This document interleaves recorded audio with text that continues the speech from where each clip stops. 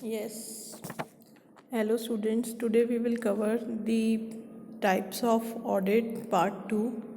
In the first part we discussed the classification of audit according to the organization of business, and in that we covered statutory audit, private audit, government audit and internal audit. Today we will cover audit according to the practicality. According to practicality, we can classify audit into 8 categories: complete audit, partial audit, continuous audit, periodical audit, interim audit, cash audit, cost audit, management audit. Let us discuss these types of audit one by one. First of all, complete audit.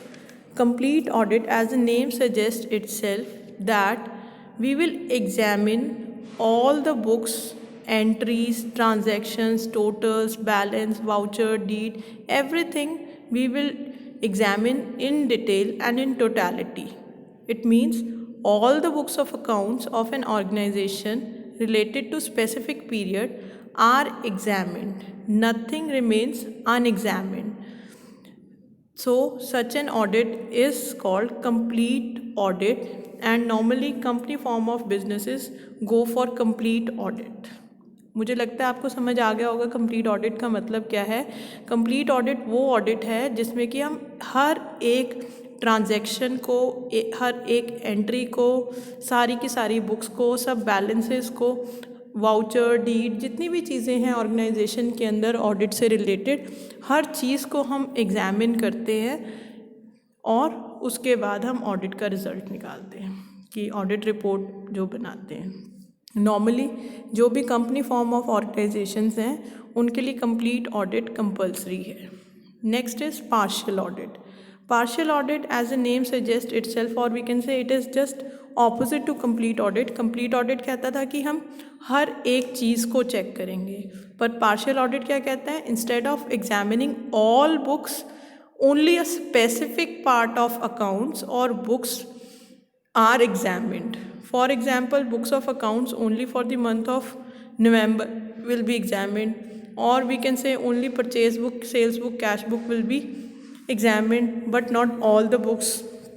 Partial audit is not practical. कारण इसका ये है कि audit हम ये करना चाहते हैं. ऑडिट हम क्यों करना चाहते हैं? कि हम ट्रूथफुलनेस, कंप्लीटनेस, रेगुलरिटी देखना चाहते हैं. बट अगर हम पार्शियल ऑडिट करते हैं तो हम ये नहीं सर्टिफाई कर सकते हैं या हम ये ओपिनियन नहीं दे सकते हैं कि that books are showing true state of affairs of business और books are regular, there is no irregularity. हम ऐसा ओपिनियन नहीं दे सकते हैं. That is why I am saying partial audit is not practical. और कोई भी पर्सन जो ऑडिटर को अपॉइंट कर रहा है वो ये नहीं चाहेगा कि सिर्फ पार्शियल ऑडिट हो. सिमिलरली ऑडिटर भी मानेगा नहीं पार्शियल ऑडिट करने के लिए. क्यों? क्योंकि वहाँ पर वो ठीक से अपनी ऑडिट रिपोर्ट में नहीं बता पाएगा कि whether the books are complete और नॉट. या फिर अगर कभी ऐसी कोई सिचुएशन आती है जहाँ पर ऑडिटर पार्शियल ऑडिट करता है तो उसको स्पेसिफिकली अपनी ऑडिट रिपोर्ट में ये मेंशन करना चाहिए कि I have performed partial audit. अगर वो ऐसा नहीं करता है, वो अपनी ऑडिट रिपोर्ट में नहीं लिखता है, तो कोई भी पार्टी जो उसकी ऑडिट रिपोर्ट पढ़कर कोई एक इम्पॉर्टेंट डिसीजन लेती है और वो लॉस सफ़र करती है, then in that situation auditor is responsible for such damages. Then is the continuous audit. Continuous audit means the audit where the auditor's staff is constantly engaged in checking the accounts during the whole year or at regular or irregular intervals. इसका मतलब ये है कि जो भी हमारा auditor है वो फाइनेंशियल ईयर के बिगनिंग में ही अपनी ऑडिट स्टार्ट कर देता है और till the end of the year उसकी ऑडिट चलती रहती है. इसका मतलब ये ज़रूरी नहीं है कि वो रोज़ ही हमारी ऑर्गेनाइजेशन में आ रहा है. he may visit the organization at regular or irregular intervals, or he may visit at his own will. There may be a system between appointer and auditor how he will audit the things, but the continuous audit is the one that starts at the beginning of the financial year and goes on till the end of the year. Visits generally depends on the convenience, or you can say it depends upon the necessity or urgency of the audit. Also, normally the auditor staff keeps on coming to the organization at some intervals, that may be regular intervals, that may be regular intervals. They keep on visiting the organization to check the accounts and the various books. So continuous audit is done in a particular situations.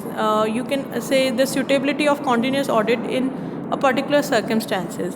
The first situation where the continuous audit is suitable is that when the organization size is very large. When size is large, a large scale transactions are going to take place in such an organization, and lot of accounting will be done. So audit at the end of accounting period will be difficult, and complete audit will not be possible then.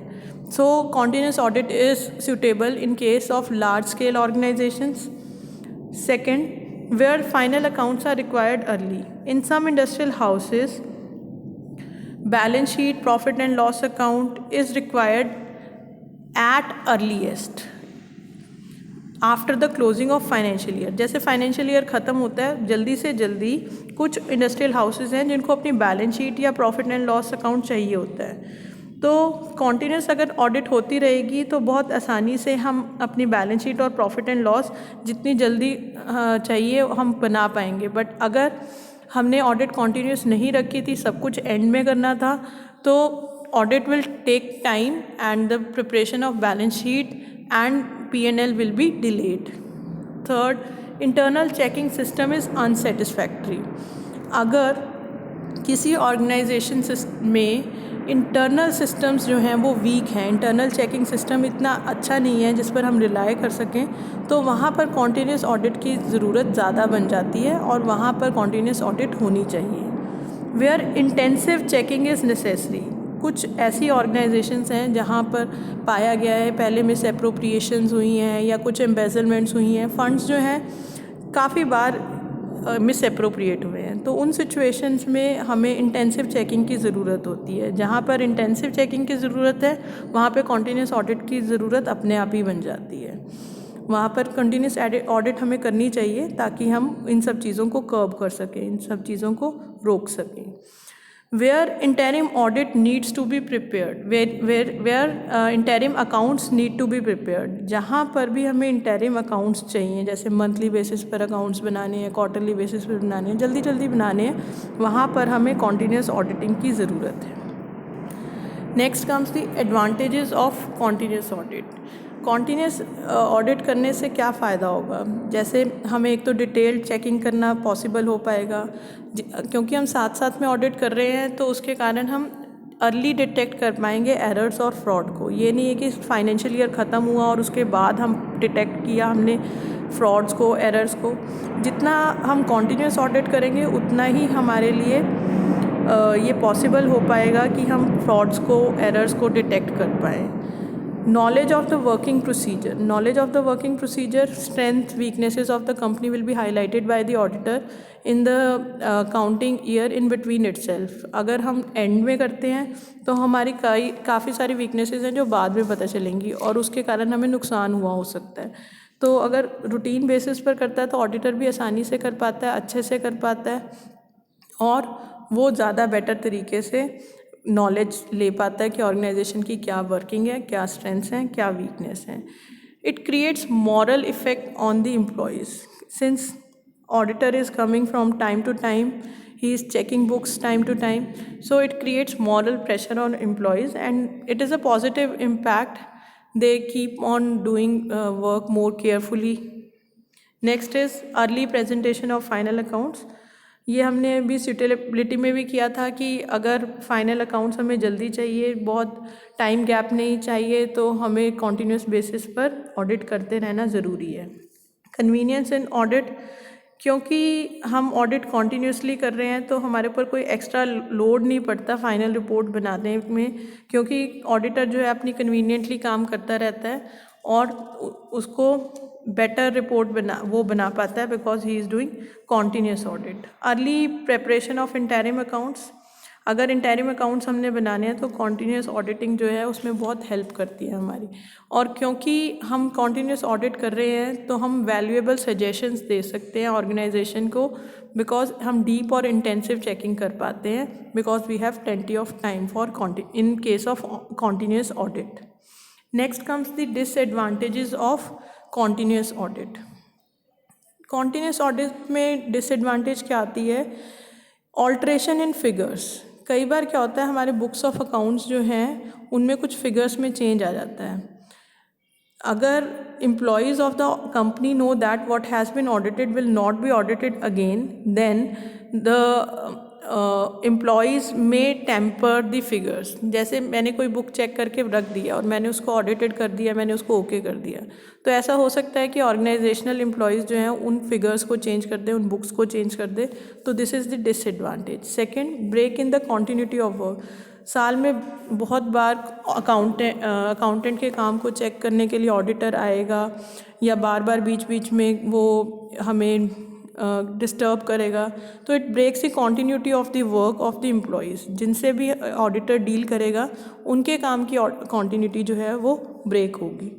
Continuous audit feasible है सिर्फ बड़ी organisations के लिए, छोटी organisations के लिए ये expensive affair बन जाता है as it consumes expenses. Then is mechanization of work. Work is mechanized in continuous audit. Staff जो है वो इंटरेस्ट लेना ही छोड़ देता है। जब कोई चीज़ कभी कभी होती है तो स्टाफ उसमें ज़्यादा इंटरेस्ट लेता है, उसको लगता है कि पता नहीं क्या चेक करके चले जाएंगे, क्या हमारी गलती निकल जाएगी। बट जब रूटीन में ही ऑडिटर्स आ रहे हैं तो वो उनके साथ फ्रेंडली हो जाते हैं, केयरलेस हो जाता है स्टाफ, स्लो हो जाता है और उतने ज़्यादा अच्छा आउटपुट नहीं निकलता कई बार कॉन्टीन्यूस ऑडिट में। Then is dependence on employer staff. Auditor जो है वो डिस्क्रिपेंसीज को कितना पिन पॉइंट कर सकता है या कैसे वो पता लगा सकता है कि कुछ प्रॉब्लम्स हैं या नहीं हैं, वो सारा का सारा वो आकर चेक करता है ऑर्गेनाइजेशन में, और ऑर्गेनाइजेशन में उसको हेल्प करते हैं ऑर्गेनाइजेशनल स्टाफ और यू कैन से एम्प्लॉयर स्टाफ। तो बार बार अगर हम आएंगे तो एम्प्लॉयर का जो स्टाफ है वो भी बहुत ज़्यादा स्पेंड करेगा टाइम ऑन दी ऑडिट। तो कॉन्टीन्यूस ऑडिट जो है वो डिस्टर्बेंस क्रिएट कर सकता है ऑर्गेनाइजेशनल की रूटीन वर्किंग में। लेस मॉरल इफ़ेक्ट, जैसे मैंने बोला कि रूटीन में जब कोई आता है तो वो फ्रेंड बन जाते हैं या एक्वेंट हो जाते हैं एक दूसरे से, तो that may lead to collaborations and auditor may also get involved in the misappropriations or embezzlements. Preparation of detailed note. To foreclose the possibility of any tampering of figure after the audit, auditor staff has to keep detailed notes. जब उन्होंने audit कर ली उसके बाद उनको अपने पास detailed notes रखने पड़ते हैं, बिकॉज उन्हें पता है कि कभी भी दोबारा से टेम्परिंग हो सकती है, तो ये भी एक डिफ़िकल्ट प्रोसेस बन जाता है। Then comes the precautions while doing continuous audit. जब आप कॉन्टीन्यूस ऑडिट करते हो तो एम्प्लॉयर को ये वार्न कर देना चाहिए अपने स्टाफ को कि एक बार जब ऑडिट हो गया उसके बाद कोई फिगर्स को आप चेंज नहीं कर सकते हो। He should give instructions to his employees that change should not be done. अगर चेंज करते हैं तो न्यू एंट्री से होना चाहिए, पुरानी फिगर्स को डिलीट या चेंज नहीं करना है। Then is use of secret tick marks. अगर ऑडिटर जो जिन भी बुक्स को वो ऑडिट करता है वहाँ पर वो एक स्पेशल सीक्रेट टिक मार्क्स लगा सकता है, मे बी डिफरेंट कलर्स के लगा सकता है या किसी भी तरीके से वो कोई मार्क कर सकता है ताकि वो बाद में भी चेक कर सके कि क्या कोई टेम्परिंग तो नहीं हो रही, कोई चेंज तो नहीं कर रहे हैं वो फिगर्स में। Then is use of notebook. जो भी मेजर टोटल्स हैं अकाउंट्स के या कोई भी फिगर्स हैं उसको अपनी बुक्स में ऑडिटर को नोट कर लेना चाहिए। ऐसे ही इम्पर्सनल अकाउंट्स जो होते हैं उनकी चेकिंग जो है वो उसको फाइनल ऑडिट के समय ही करनी चाहिए। क्योंकि बहुत सारी फॉल्स एंट्रीज हो सकती हैं इन पर्टिकुलर इम्पर्सनल अकाउंट्स में then other accounts. Then is systematic programme. Auditor को हमेशा एक सिस्टमैटिक प्रोग्राम डेवलप करना चाहिए, स्प्लिट करना चाहिए अपनी इन्वेस्टिगेशन को, और एक पार्ट जब ऑडिट का ख़त्म हो जाता है पूरे तरीके से तब उसको दूसरे पार्ट पर जाना चाहिए। सिस्टमैटिक प्रोग्राम में उसे फॉलो करना चाहिए, यानी कि कभी कोई बुक चेक कर ली कभी कोई कर ली, ऐसे नहीं। Then preparation of progress table, क्योंकि उसने एक पूरा टेबल या अपना एक प्रोग्राम सेट किया हुआ है तो टाइम टेबल उसको बिफोर हैंड प्रिपेयर कर लेना चाहिए। And he should tick mark the things that he has done. And change in audit staff, अगर टाइम टू टाइम बेसिस पर ऑडिट स्टाफ चेंज ना हो तो वो कोलैबोरेशंस बना सकते हैं ऑर्गेनाइजेशन के साथ, और वहाँ पर ऑडिट जो है वो उतनी फ्रूटफुल ना हो, ऐसा हो सकता है। तो this precaution should be taken that audit staff या you can say auditor should send different staff to the organization in which audit is to be done. Thank you.